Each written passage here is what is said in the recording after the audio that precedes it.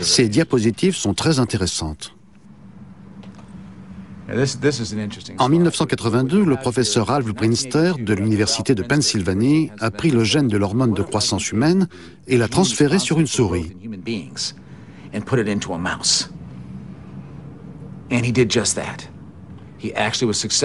L'expérience a été un succès.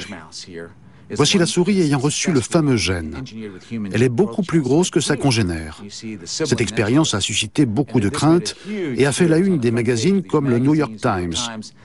Quelques mois plus tard, les gens ont dit « C'est intéressant, mais à quoi peut servir une souris énorme ?» C'est vrai qu'il y a de quoi effrayer les gens. Et puis, une souris énorme, ce n'est pas très utile. C'est alors que le département de l'agriculture américain a décidé de réaliser la même expérience, cette fois sur des porcs.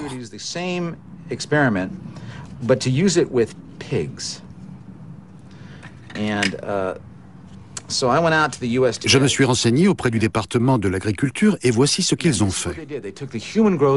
Le professeur Vernon Purcell, financé par les dollars des contribuables américains, peu de contribuables le savent, a pris le gène de l'hormone de croissance humaine et l'a transféré dans les cellules de ce porc. Comme vous pouvez le constater, il y a un problème. Contrairement à la souris, le porc a mal réagi. Il souffrait de strabisme, avait des pattes énormes qui le rendaient impotent et sa musculature était surdéveloppée. Pour le photographier, il a fallu le poser contre cette planche de bois parce qu'il ne tenait pas debout. Je vous laisse imaginer les souffrances endurées par cet animal. Voici une autre expérience. Les scientifiques ont pris la peau d'une vache et ont essayé de voir si un porc génétiquement modifié pouvait produire la même peau, probablement pour rendre son abattage plus rentable. Ils ont donc créé un porc avec une peau de vache. Les chercheurs en étaient très fiers.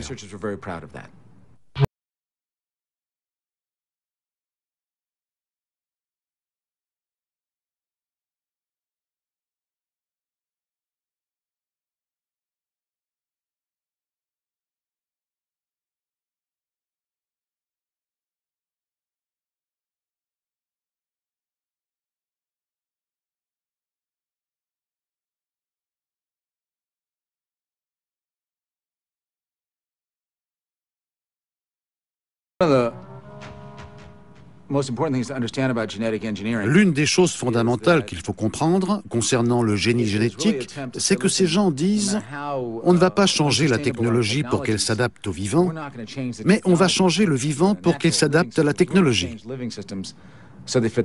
Prenez l'élevage industriel.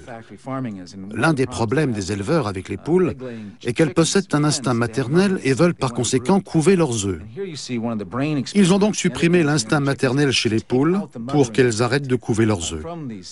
Elles sont ainsi mieux adaptées à l'élevage industriel. Les scientifiques ont supprimé l'instinct maternel de ces poules pour qu'elles s'adaptent à la technologie. Le milieu des années 80 voit éclore ce qui ressemble à un nouvel âge d'or pour la science. La technologie génétique apparaît comme le moyen d'assujettir enfin la Terre et ses créatures.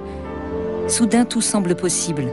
Les scientifiques créent des poules sans plumes et des moutons sans laine, ce qui doit faciliter le travail après l'abattage des animaux, des vaches qui donnent plus de lait, des chèvres qui produisent de la soie. Ils se mettent même à rêver d'animaux donneurs d'organes vivants.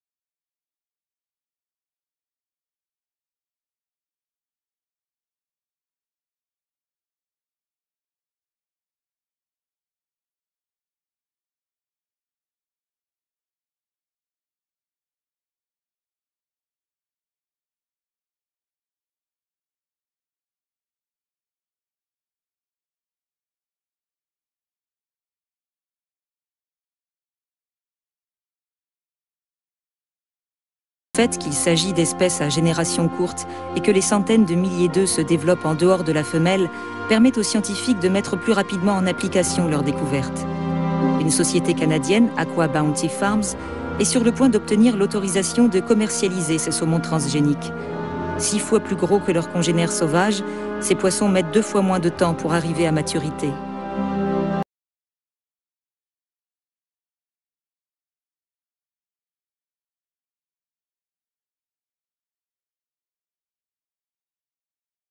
Aqua Bounty Farms est une petite société de recherche et de développement. Nous n'avons encore commercialisé aucun de nos produits. Nos recherches concernent diverses applications de la biotechnologie à la pisciculture. Nous sommes quasiment la seule société opérant dans ce domaine. Voici la photo de 3 poissons issus de la même lignée. Celui-ci est transgénique, les 2 autres, non. Ils ont environ 1 an. Vous pouvez constater que le poisson transgénique s'est développé extrêmement rapidement au début de son cycle de vie.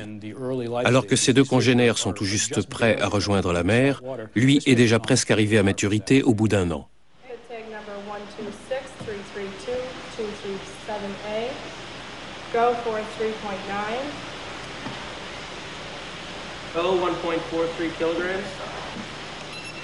Go, transgenic seedling. Go, 4.97 kilograms. Il s'agit du même saumon à 18 mois. Sa croissance a été extrêmement rapide. Le saumon actuel n'est pas suffisamment rentable. Il n'est pas assez gros et ne se développe pas assez rapidement.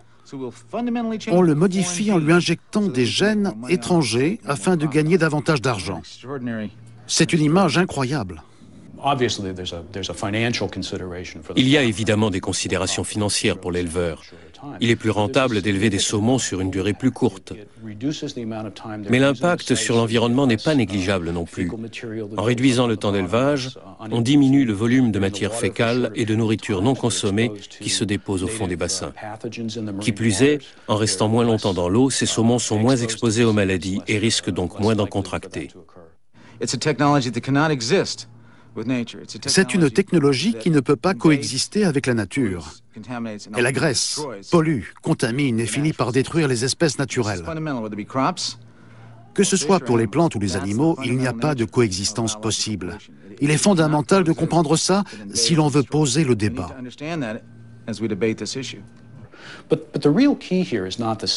Notre objectif ultime n'est pas le saumon. Le saumon n'est qu'une première étape. Les espèces qui nous intéressent et sur lesquelles nous travaillons actuellement dans nos laboratoires sont le tilapia et la carpe. Ces poissons sont très consommés en Chine et en Afrique. Il sera bientôt difficile de fournir la population mondiale en protéines marines. Cela ne concernera pas seulement des produits coûteux comme la truite ou le saumon, mais également des produits très consommés dans le tiers-monde, comme le tilapia ou la carpe. C'est sur ces produits que nous travaillons actuellement. Ils devraient être commercialisés d'ici une dizaine d'années.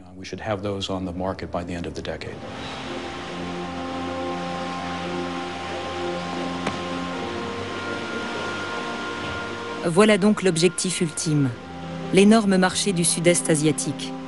Aqua Bounty Farms est sur le point de produire et de vendre des œufs traités avec le gène de l'hormone de croissance. La société réalise elle-même les quelques tests de sécurité nécessaires à l'autorisation de mise sur le marché. Ni les scientifiques indépendants ni les consommateurs n'ont un droit de regard sur ces expériences tenues secrètes. Selon quelques communications isolées, les poissons transgéniques seraient particulièrement agressifs, souffriraient de malformations internes et externes et auraient une durée de vie plus courte que leurs congénères sauvages. Ces expériences ne seraient donc guère plus probantes que celles menées sur les porcs, les vaches ou les chèvres.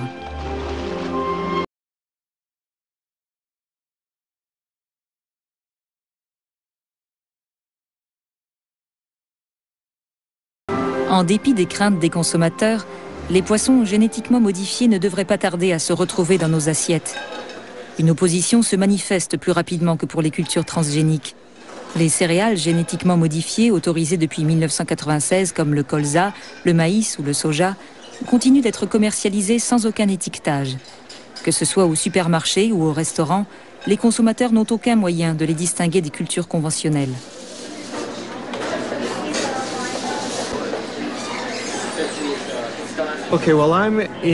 Je boycotte ces poissons, car tenir un restaurant de fruits de mer induit des responsabilités.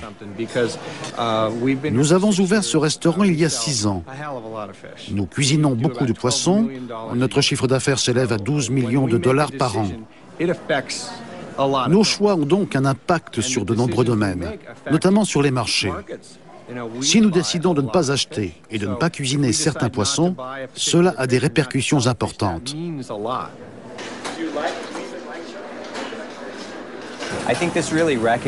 Cela montre bien que les chefs cuisiniers et les restaurateurs font office en quelque sorte de garde-fous. Il est de leur responsabilité de savoir ce qui se passe dans l'alimentation. C'est très compliqué, surtout aux États-Unis, où l'étiquetage est quasi inexistant, en particulier sur le poisson. Les consommateurs n'ont pas le temps. Quand ils font leurs courses ou vont au restaurant, ils sont pressés, ils n'ont pas envie de lire de longues explications. C'est donc la responsabilité des chefs cuisiniers et des restaurateurs de s'informer sur la nourriture qu'ils vendent, comment elle a été produite, ce qu'elle contient, ce qu'elle ne contient pas, si elle est bonne pour la santé, pour l'environnement. Ce n'est qu'après cela que nous décidons de ce qui figurera sur la carte, et plus important encore, de ce qui n'y figurera pas. Genetically engineering fish, it just seems frightening. Le poisson transgénique me paraît assez effrayant. Nous possédons très peu d'informations à son sujet, alors que les questions sont nombreuses. Nous ignorons quels seront les effets sur les consommateurs et aussi sur les océans. On ne peut pas autoriser sa commercialisation et attendre de voir quelles en seront les conséquences. Cela touche l'océan. C'est quelque chose d'irréversible. Une fois que ces poissons se seront mélangés aux poissons sauvages, il sera trop tard. C'est quelque chose de très sérieux.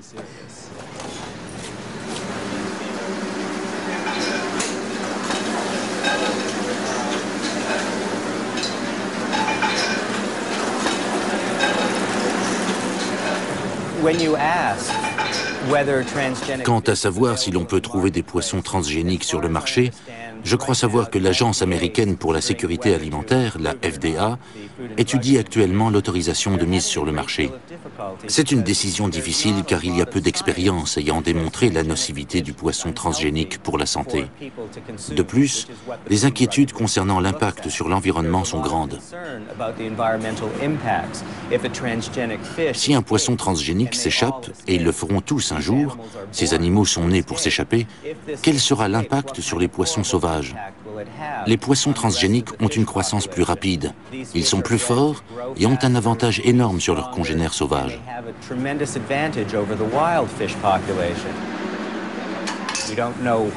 Nous ignorons quelles seront les conséquences pour nos enfants et petits-enfants. Il faut que le gouvernement soit plus impliqué et au minimum impose un étiquetage, que l'on sache ce qu'il y a dans nos assiettes. Être obligé de travailler dans l'ignorance est injuste. On veut savoir, mais le gouvernement ne coopère pas et nous sommes tous victimes de l'industrie alimentaire. L'étiquetage ne répond pas juste au droit de savoir. Il est le seul moyen d'obtenir une traçabilité des aliments génétiquement modifiés. Imaginez que vous soyez une mère et que vous nourrissiez votre bébé avec du soja génétiquement modifié, mais qui n'est pas étiqueté comme tel. Si votre bébé fait une réaction allergique, vous ne saurez pas si c'est dû à un OGM ou non, parce que l'étiquette ne précisera pas qu'il s'agit de soja OGM. Vous ne pourrez pas en informer votre docteur qui lui-même ne pourra pas le signaler. Si nous n'avons pas trouvé d'effets secondaires des OGM sur la santé, c'est que la traçabilité est rendue impossible par l'absence d'étiquetage. L'étiquetage est essentiel si l'on veut aider les professionnels à constater les effets sanitaires des aliments génétiquement modifiés et à obliger les sociétés qui produisent ces aliments à reconnaître leurs responsabilités. Ces sociétés ont horreur de l'étiquetage parce qu'elles ne veulent pas que les consommateurs soient informés. Ainsi, elles échappent à leurs responsabilités et interdisent toute traçabilité concernant d'éventuels effets sanitaires. L'importance de l'étiquetage est donc triple. Les effets sur l'homme des aliments génétiquement modifiés ont été jusqu'à présent très peu étudiés, bien qu'on les trouve dans les rayons des supermarchés depuis 1996, du moins aux États-Unis. Rares sont les scientifiques prêts à étudier leurs effets sur la santé, tant ce travail est long et difficile. Nous voici à Tromsø, en Norvège, à 400 km au nord du cercle polaire. C'est ici que Terje Travik, un des rares scientifiques à ne pas travailler pour l'industrie, étudie les effets des aliments génétiquement modifiés sur la santé des hommes et des animaux.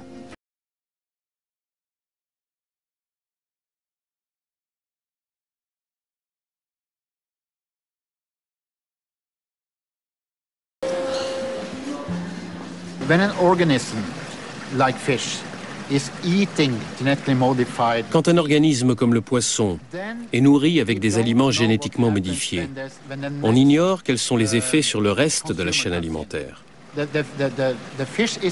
On ne sait pas dans quelle mesure ces aliments ont modifié le poisson.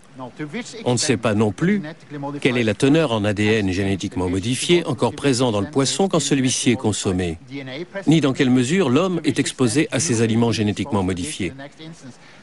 Aucune expérience n'a été menée pour évaluer ce qui se passe dans ce cas.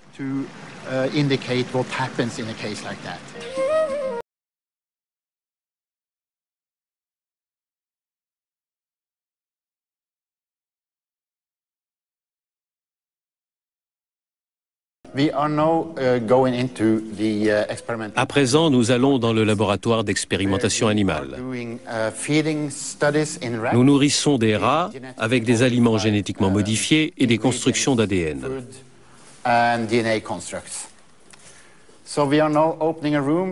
C'est dans cette pièce que vivent les rats. Ils sont très bien nourris, ils ont la belle vie.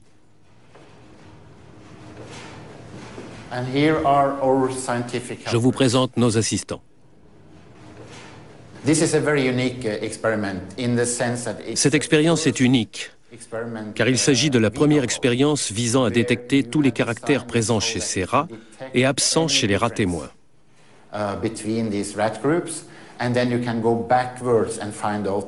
Cela permettra d'établir les conséquences de ces aliments sur la santé, comme d'éventuels dysfonctionnements des organes, par exemple.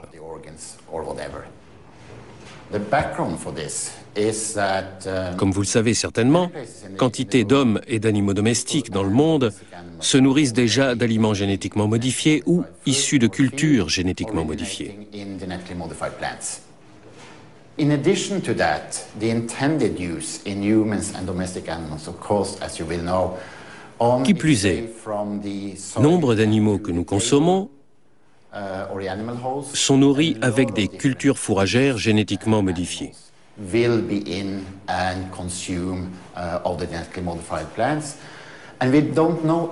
Et nous ignorons tout de leur effet sur les organismes. La situation actuelle a été très bien résumée par le titre d'un article de mon collègue José Domingo, paru dans Science. Effets sanitaires des aliments OGM. Beaucoup d'opinions, mais peu de données.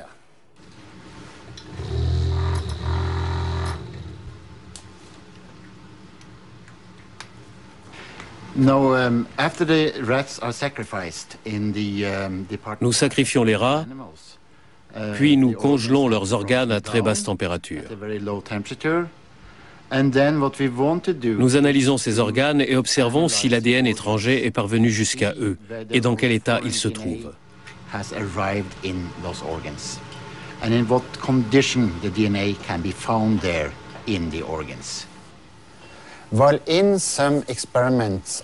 Des expériences sur des souris menées par le professeur Walter Dörfel à Cologne ont montré que certains types d'ADN étrangers étaient encore présents dans les organismes.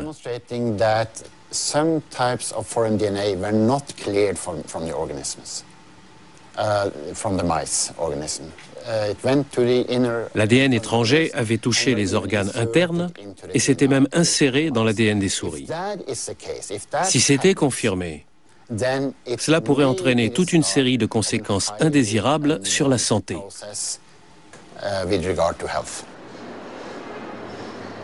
Les aliments génétiquement modifiés sont commercialisés aux États-Unis depuis 1996 et consommés par des millions d'Américains. Voilà qui ressemble à une gigantesque expérimentation humaine, sauf qu'elle se fait sans groupe témoin.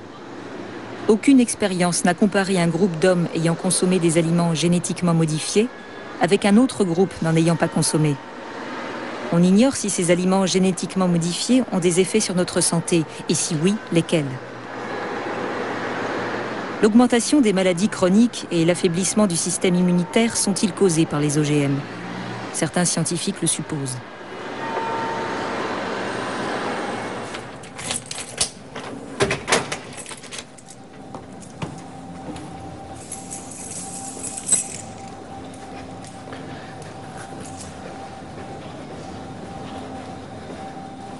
À l'université de Purdue, dans l'Indiana, Bill Muir et Rick Howard effectuent un véritable travail de pionnier en étudiant les effets de l'accouplement des poissons transgéniques avec leurs congénères sauvages.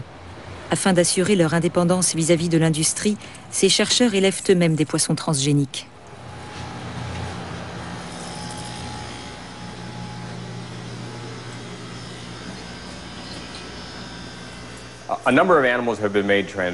Nous avons créé de nombreux animaux transgéniques, y compris des animaux très consommés. Les poissons destinés à la consommation ont fait l'objet de nombreuses études. Nous avons créé entre 15 et 20 espèces transgéniques, comme le saumon, le tilapia ou la carpe.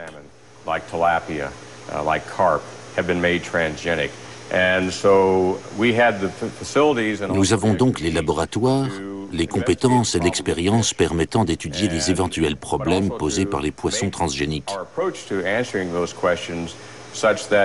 Qui plus est, ces résultats sont transposables aux porcs, aux vaches, aux plantes ou à tout autre organisme, car tous partagent des caractéristiques biologiques communes.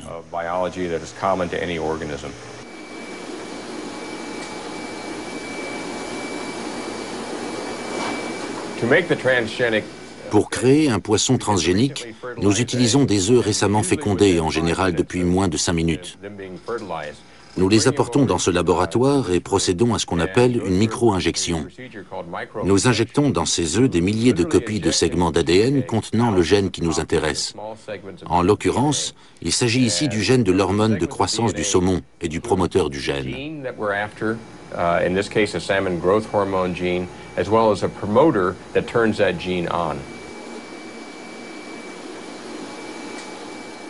And we're inserting that into a tilapia. Nous les injectons dans l'œuf d'un tilapia récemment fécondé. So what our student has here Notre étudiant a déposé les œufs sur une lamelle et avec une aiguille en verre extrêmement fine contenant de l'ADN, transperce leur membrane. And he'll put that needle right up to the egg membrane. And then, ensuite, grâce à la pression de l'air, il injecte l'ADN dans les œufs. La suite n'est qu'une affaire de chance. Si le segment d'ADN est bien placé, il est incorporé au chromosome de l'organisme, ce qui produira un poisson transgénique. Mais cela n'arrive que dans 2 à 5% des cas. Il faut donc recommencer l'expérience très souvent.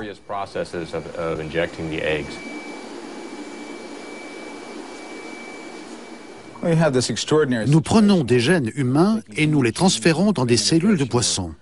Nous mélangeons le patrimoine génétique de l'ensemble du monde vivant. Nous modifions de façon irréversible le patrimoine génétique du règne animal. Et qui décide de tout ça ? Permanently of the entire animal kingdom, and who's deciding? You know, in our Congress here. Au Congrès américain et partout dans le monde, on vote toutes sortes de lois. Des lois sur les impôts, le travail. Mais que peut-il y avoir de plus important que de décider du futur génétique de notre planète ? Or, nous ne légiférons pas sur cela. Une poignée de scientifiques, d'organismes de contrôle et d'entreprises nous imposent ces technologies, mais il n'y a ni référendum ni élection à ce sujet, bien que ce soit un thème fondamental pour notre démocratie. La démocratie passe par la législation. La technologie passe par la législation. La technologie est à la base de presque tous les changements sociaux majeurs, mais nous ne légiférons pas dessus. Nous légiférons surtout sur la bombe atomique, sur l'automobile, mais pas sur le fait de transférer des gènes humains sur des animaux. Seule une poignée de scientifiques, d'industriels et d'instances de régulation décident pour nous. Or, ceci est une question fondamentale à laquelle nous devons répondre.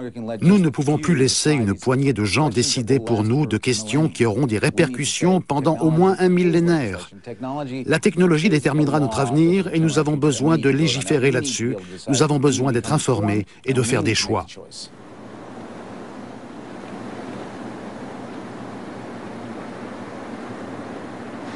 Anne Kapuczynski, qui travaille à l'université du Minnesota à Minneapolis, mène un combat solitaire comparable à celui d'Andrew Kimbrell.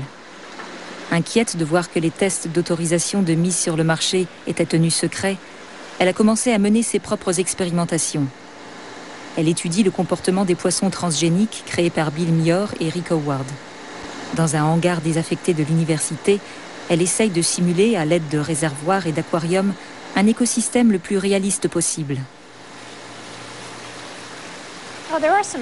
Il y a quelques poissons là. Et les gars, à table.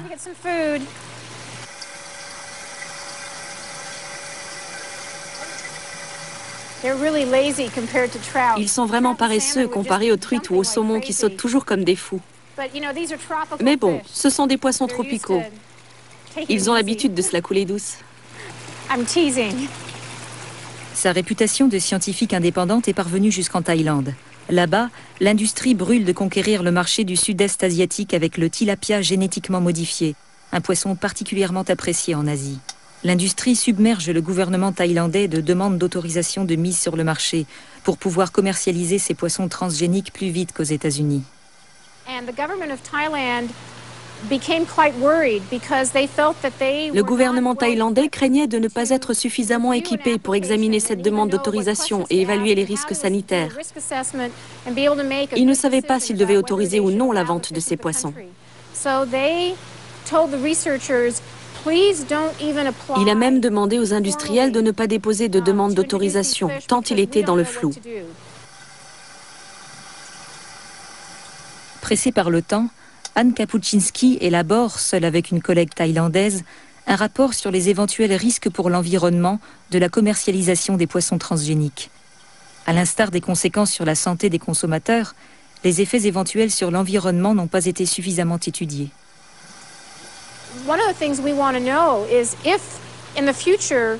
Au cas où le gouvernement thaïlandais autoriserait l'élevage du tilapia transgénique et où celui-ci s'échapperait des fermes piscicoles, ce qui paraît inéluctable, la question est de savoir si les nuisances provoquées par leur dissémination dans le milieu naturel seraient plus importantes que celles provoquées par des tilapias provenant d'élevages non transgéniques. Afin d'étudier les facteurs de risque, Anne Kapuczynski travaille sur des poissons japonais de petite taille qui se reproduisent rapidement. Plusieurs milliers de poissons sont ainsi mesurés et photographiés. Leurs œufs sont comptés et leur comportement au moment de l'accouplement étudié.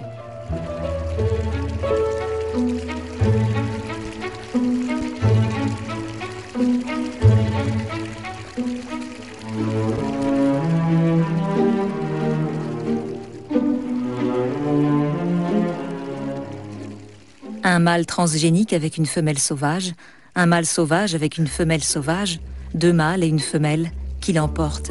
Quelle descendance est la plus résistante? Un travail qui ne rapportera ni gloire ni argent à ces scientifiques, qui ne comptent ni leurs heures supplémentaires, ni leurs week-ends sacrifiés.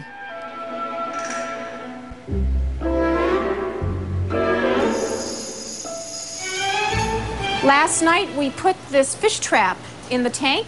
La nuit dernière, nous avons posé dans ce bassin un piège afin de récolter un échantillon de la population mixte. Il y a 6 mois, nous avons relâché des poissons transgéniques dans ce bassin qui contient des poissons sauvages de la même espèce.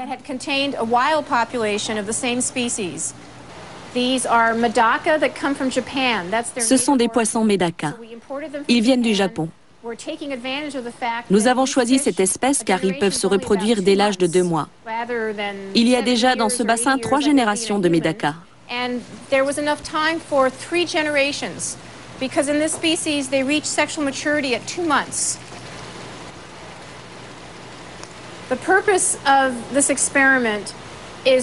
Le but de cette expérience est de déterminer si les poissons génétiquement modifiés se reproduisent avec leurs congénères sauvages et si tel est le cas, s'ils leur transmettent leurs gènes et si ces gènes finissent par disparaître au bout de quelques générations.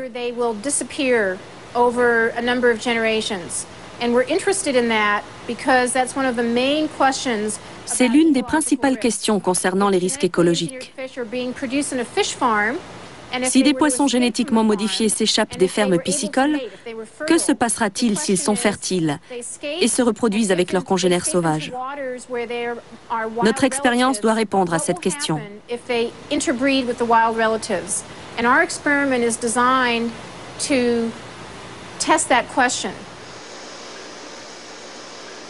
Afin d'aider Anne Kapuczynski à répondre à cette question, Rick Howard et Bill Muir ont élaboré à l'université de Purdue un logiciel permettant de simuler l'introduction de 60 individus transgéniques au sein d'une population naturelle de 60 000 poissons.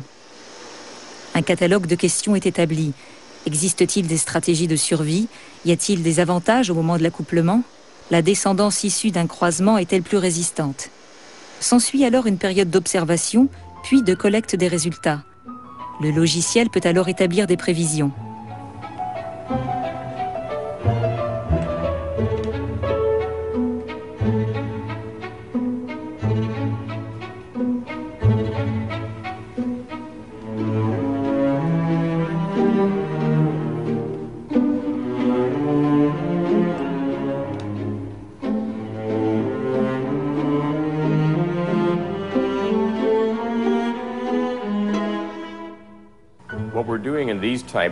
Ces expériences ont mis en évidence les avantages des poissons mâles transgéniques sur leurs congénères sauvages au moment de l'accouplement.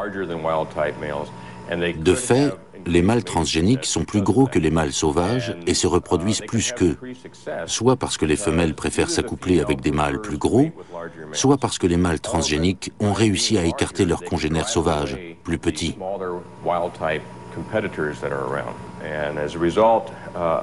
L'avantage des mâles transgéniques sur les mâles sauvages et la préférence que leur accordent les femelles font qu'ils obtiennent plus de 75% des accouplements.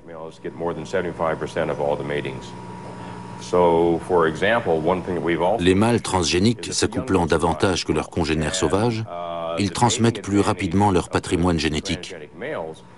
Résultat, la population porteuse du gène modifié augmente. Mais la modification génétique réduit la viabilité de ces poissons. À long terme, la population risque de décliner et de disparaître.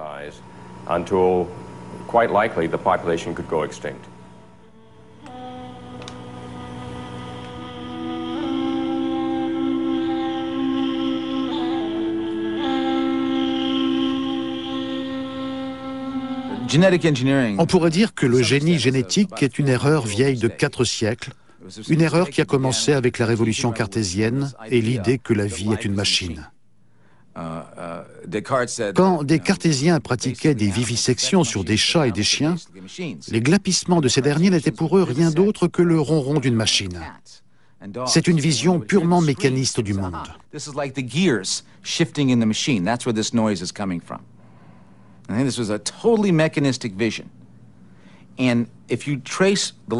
Au cours des 4 derniers siècles, une partie de la communauté scientifique a perpétué ce mythe mécaniste qui est très dangereux. Ces gens-là considèrent les êtres vivants comme de simples machines et les gènes comme un vulgaire logiciel informatique. C'est une erreur terrible. Ces gens oublient ce qui fait la spécificité des êtres vivants. Ils continuent de traiter la vie comme une machine. La cruauté des scientifiques pratiquant la vivisection est à présent relayée par celle de certains généticiens qui modifient le patrimoine génétique de l'ensemble des êtres vivants sous prétexte que la vie serait une simple machine. C'est pourquoi ils croient dans le génie génétique. Ils manipulent le vivant comme ils manipuleraient des machines. C'est l'erreur fondamentale du génie génétique.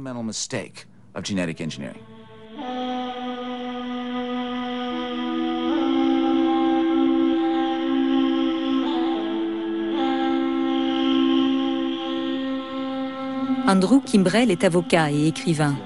Il s'intéresse à toutes les questions concernant le génie génétique. Il dirige le CFS, le Centre pour la sécurité alimentaire, une organisation écologiste basée à Washington.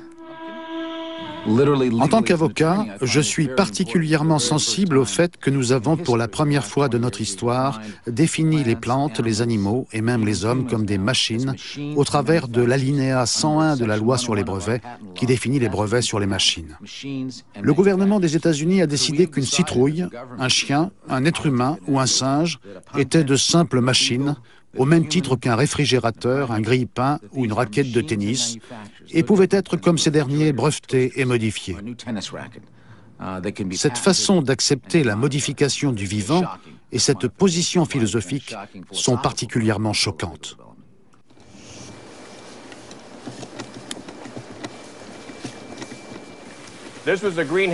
Cette serre nous servait autrefois d'entrepôt. Il y a 1 an, nous avons tout enlevé et avons construit un réseau d'approvisionnement en eau. Nous avons maintenant ici environ 150 tonnes d'eau.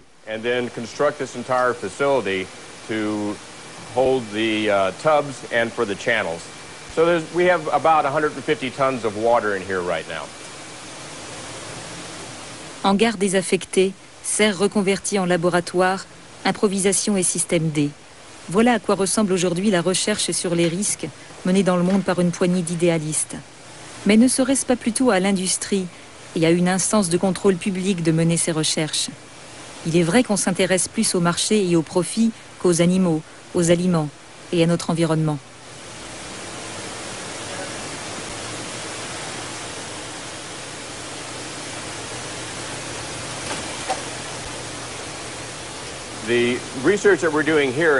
Nos recherches sur l'avantage des poissons transgéniques au moment de l'accouplement sont uniques. Aucun autre laboratoire au monde ne compare les poissons transgéniques et leurs congénères sauvages lors de la phase de reproduction. Notre but est d'établir une méthodologie permettant à l'industrie et aux instances de contrôle de tester les organismes et de vérifier s'ils peuvent, sans risque, être introduits dans la nature. Organisms and see whether they would be safe if they enter the environment. La façon la plus probable pour un animal transgénique comme le poisson de se retrouver dans la nature est l'accident, en passant au travers de son enclos. Il rejoint alors l'océan et la population sauvage. Tous les ans, des milliers de poissons s'échappent ainsi. C'est quelque chose de très banal.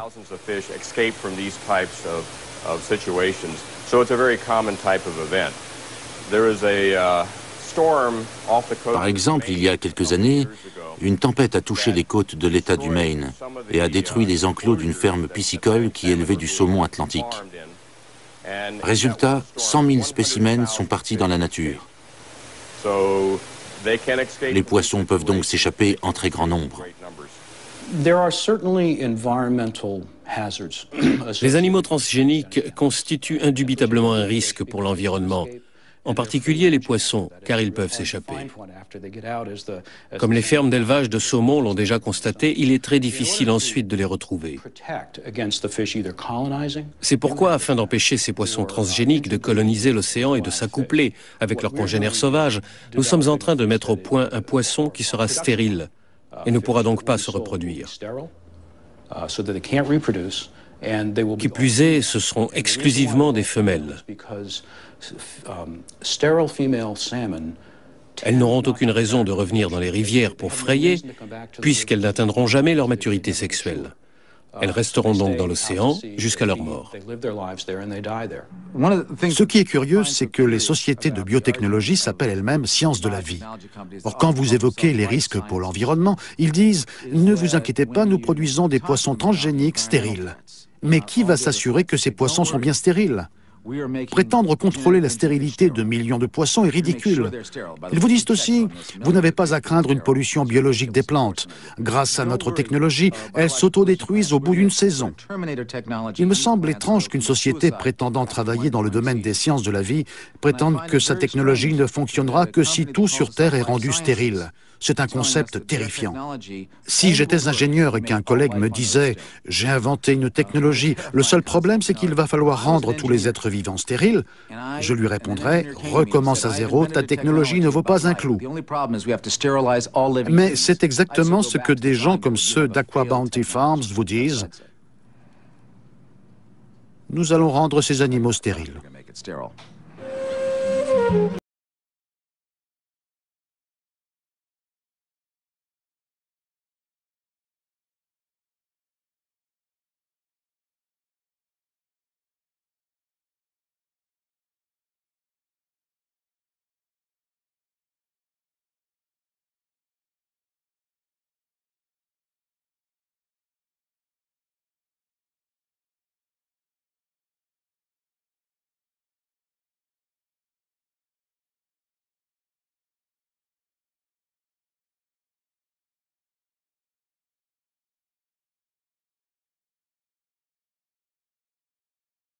les effets des aliments génétiquement modifiés sur l'homme et les animaux. Terje-Travík a réuni autour de lui un groupe de chercheurs venus de différents horizons afin d'avoir un état des lieux exhaustif. Ces 20 collaborateurs de l'Institut d'écologie génétique sont spécialistes de biologie moléculaire, d'immunologie, de bioéthique, d'écologie et même de philosophie.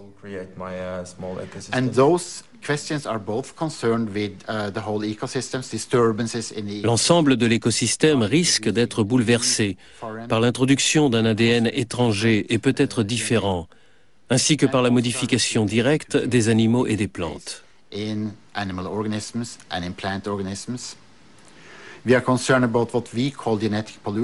L'éventualité d'une pollution génétique nous inquiète.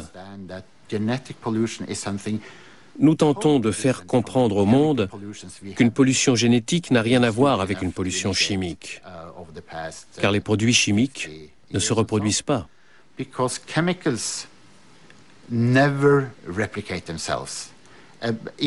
Même la pire des pollutions chimiques finit tôt ou tard par être circonscrite. Avec l'ADN, c'est tout le contraire, car il se reproduit.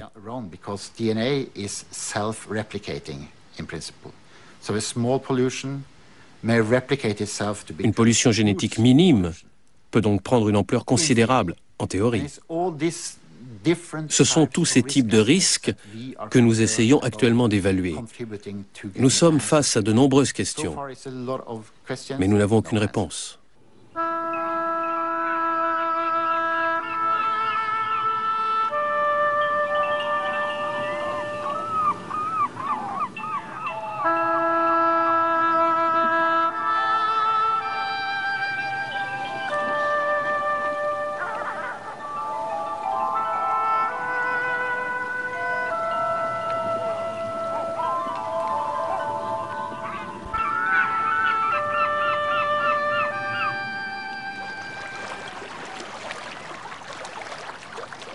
À l'instar de ses collègues américains, l'équipe de chercheurs norvégienne s'inquiète des répercussions des organismes génétiquement modifiés hors des laboratoires. L'expérience avec les cultures transgéniques a montré que les conséquences sur l'environnement peuvent être graves. Tout comme le pollen et les plantes génétiquement modifiées contaminent les champs voisins, les poissons transgéniques ne pourront pas être contrôlés. L'homme n'est qu'un maillon de la chaîne alimentaire. L'ensemble de l'écosystème est touché. Thomas Bøhn fait partie de l'équipe de Terje-Travík. Il étudie les effets des OGM sur l'environnement.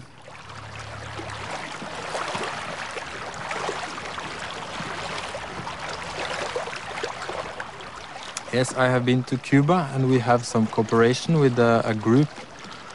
Je reviens de Cuba où nous travaillons avec un groupe de scientifiques.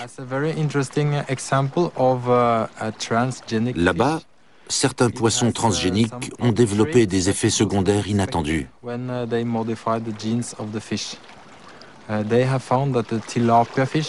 C'est le cas du tilapia, un poisson d'eau douce qui grandit 2 fois plus vite que son congénère sauvage, mais qui peut vivre aussi dans l'eau salée, ce qui pourrait avoir des conséquences importantes quant à la diffusion future de l'espèce.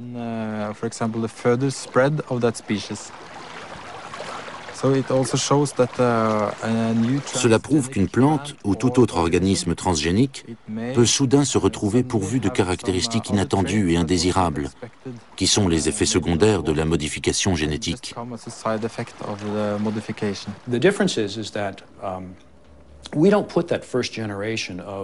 Nous ne commercialisons pas la première génération de plantes ou d'animaux que nous produisons, mais nous les observons d'abord. Dans le cas dont nous parlons, nous en sommes à la 5e génération. Nous ne mettrions jamais sur le marché un poisson présentant des effets secondaires indésirables, qui aurait une croissance trop rapide ou développerait des maladies, par exemple. Nous sélectionnons seulement les poissons qui ne présentent aucun effet secondaire. Qui plus est, nous ne commercialisons ces poissons qu'au bout de la 6e génération, ce qui correspond à une quinzaine d'années d'observation. Ainsi, nous sommes quasiment assurés qu'aucun effet secondaire indésirable ne se produira.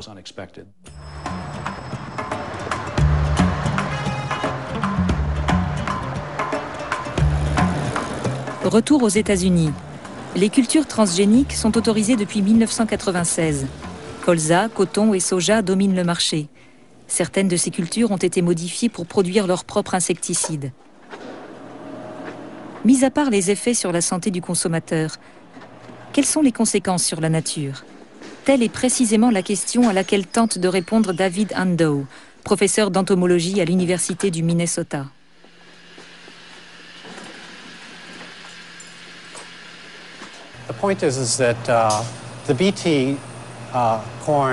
Le maïs, le coton et la pomme de terre génétiquement modifiés, qui produisent leurs propres pesticides, ont été commercialisés avant que tous leurs effets sur l'environnement aient été étudiés.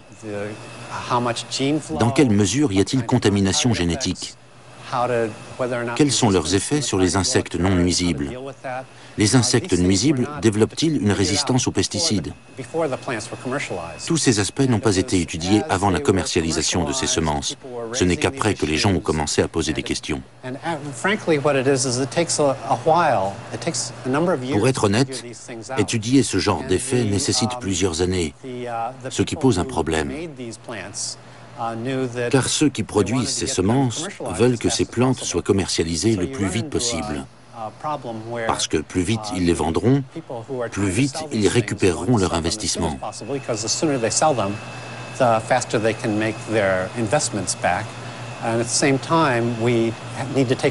Mais évaluer leurs effets sur l'environnement demande du temps. Aux États-Unis, ce n'est qu'après avoir commercialisé ces semences qu'on a commencé à chercher si elles avaient des effets néfastes. Trying to chase after it and find out whether or not we have any effects and characterize what they might be. So this is a laboratory of insect ecology. Voici le laboratoire d'entomologie. Nous nous intéressons aux différents facteurs qui affectent les insectes dans la nature. Nous étudions, entre autres choses, le problème des espèces menacées d'extinction, notamment une espèce de papillon. Nous travaillons sur les moyens non chimiques de contrôler les insectes nuisibles. Nous étudions également les effets du maïs génétiquement modifié sur l'environnement. Ces recherches portent sur deux aspects. Le premier concerne l'éventuelle résistance aux pesticides de l'insecte nuisible concerné, en l'occurrence la pyrale du maïs. Nous élevons ce ver dans notre laboratoire depuis son apparition ici en 1948.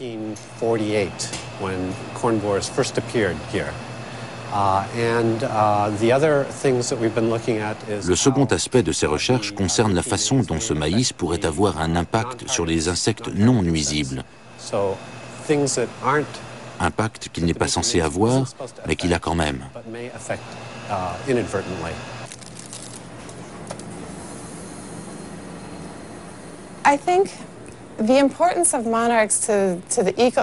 L'importance des papillons monarques pour l'écosystème est intéressante. Si cette espèce venait à disparaître demain, cela n'aurait pas un impact écologique très important. Seule une poignée de parasites et de prédateurs dépend d'eux. Ce n'est pas ce qu'on peut appeler une espèce clé. Elle ne fait pas vivre un grand nombre d'autres espèces.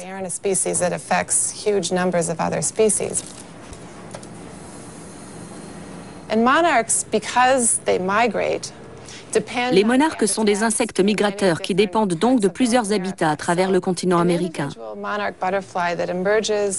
Par exemple, un monarque né dans le Minnesota traversera le centre des États-Unis, passera par le Texas pour finalement hiverner au Mexique, où il passera entre 4 et 5 mois. Puis il reviendra dans le sud des États-Unis pour se reproduire. And then fly back into the southern part of the United States, where they start another generation of monarchs.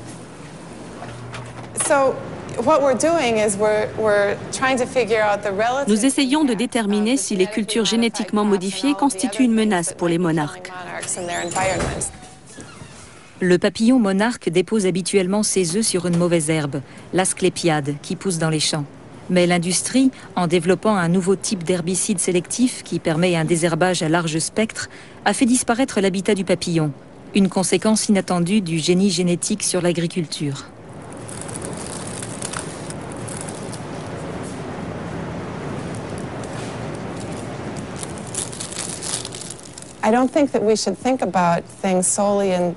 Je ne pense pas qu'on puisse opposer l'écologie à l'économie.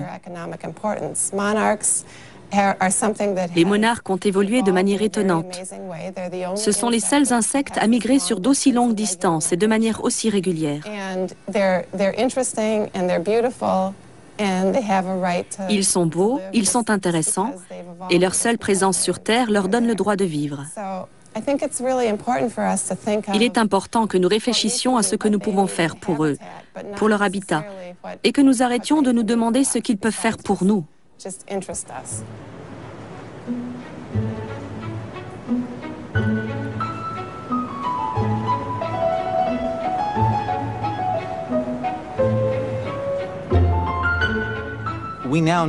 Au vu de notre expérience avec le maïs aux États-Unis, nous savons que la pollution biologique engendrée par les cultures génétiquement modifiées est incontrôlable.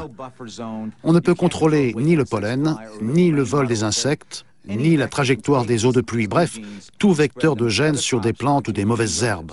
Les États-Unis ne peuvent pas contrôler ça. Les entreprises refusent de prendre leurs responsabilités et ne sont pas tenues pour juridiquement responsables en cas de pollution biologique. Dans l'avenir, une société comme Monsanto est condamnée à disparaître. Elle a d'énormes problèmes économiques. Pensez aux milliards de dollars perdus à cause de la pollution biologique. Ces milliards de dollars, Monsanto ne pourra pas les payer car elle mettra un jour ou l'autre la clé sous la porte. Si l'on y prend garde, le maïs, le soja, le coton, le blé et le riz finiront par être pollués et peut-être même par disparaître. Tout ça à cause de la politique irresponsable de ces grands groupes.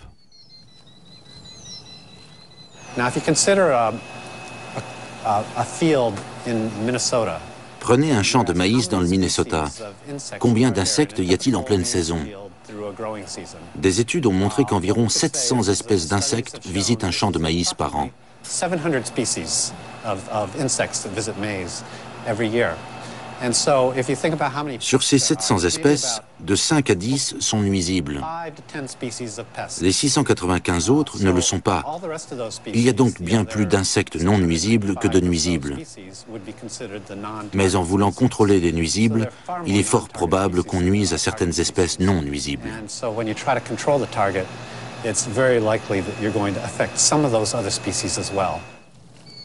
L'industrie essaye d'éradiquer 5 espèces d'insectes nuisibles qui causent des millions de dollars de pertes. Mais ce faisant, elle porte atteinte à près de 700 espèces. La scientifique suisse Claudia Zwalen a rejoint l'équipe de David Andoh. Elle étudie les effets des insecticides sur les petits organismes. En Norvège comme aux États-Unis, les scientifiques n'en sont qu'au début de leurs recherches, qui n'ont encore fourni aucun résultat probant. Pourtant, les céréales génétiquement modifiées sont déjà sur le marché et l'industrie alimentaire brûle de pouvoir commercialiser les poissons transgéniques. On devrait les retrouver sous peu dans nos assiettes. J'essaie de faire comprendre aux organismes de contrôle public, à mes collègues scientifiques ainsi qu'aux consommateurs qu'il est vital d'évaluer les risques de manière scientifique, car c'est un travail complexe. Il faut étudier chaque espèce de poisson transgénique, établir une méthodologie efficace permettant d'évaluer les risques, et puis essayer de trouver au cas par cas la réponse la plus appropriée. Il existera toujours une zone d'incertitude. Les scientifiques n'auront jamais les réponses à toutes les questions. C'est pourquoi le processus démocratique est important, parce que c'est à la société de décider quelle part d'incertitude elle est prête à accepter, après avoir pesé les avantages et les risques éventuels. Comme je l'ai déjà dit, notre but n'est pas de nourrir le monde entier avec notre saumon.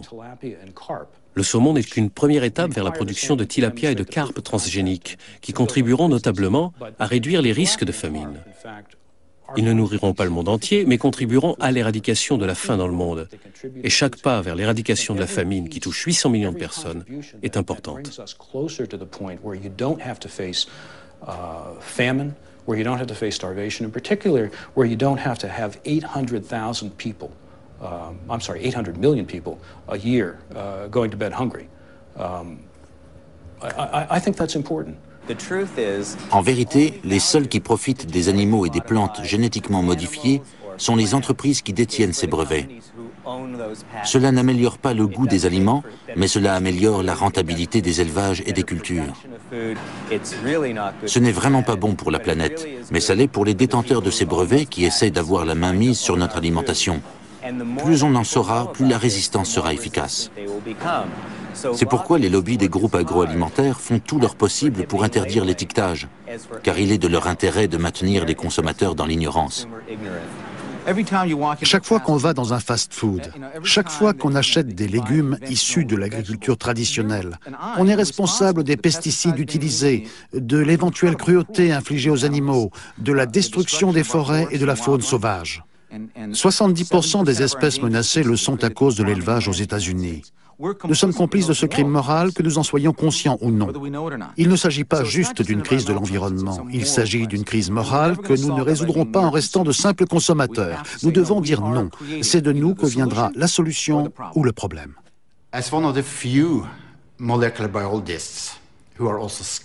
Je fais partie des rares biologistes moléculaires à avoir un regard critique. Et je donne de nombreuses conférences à travers le monde. J'y rencontre des partisans du génie génétique très virulents, qui prétendent que de nombreux arguments scientifiques sont exagérés. Il y a en revanche un argument qu'ils ne remettent jamais en cause. C'est qu'un des risques majeurs est que 95% des scientifiques travaillent pour l'industrie et que 5% seulement sont vraiment indépendants.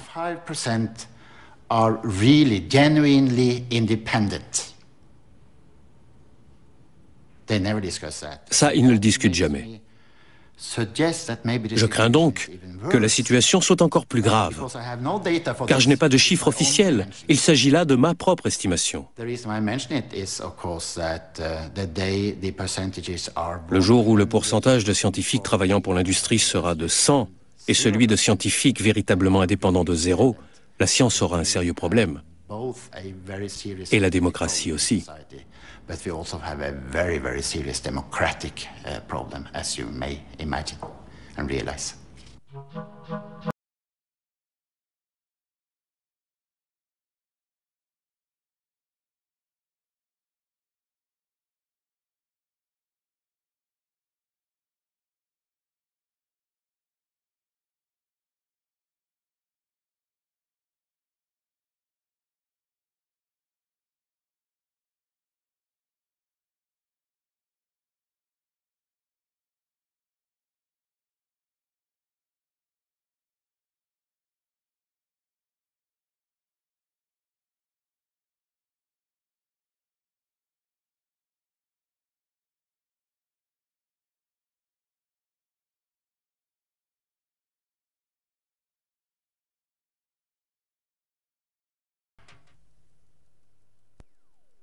Dans un instant,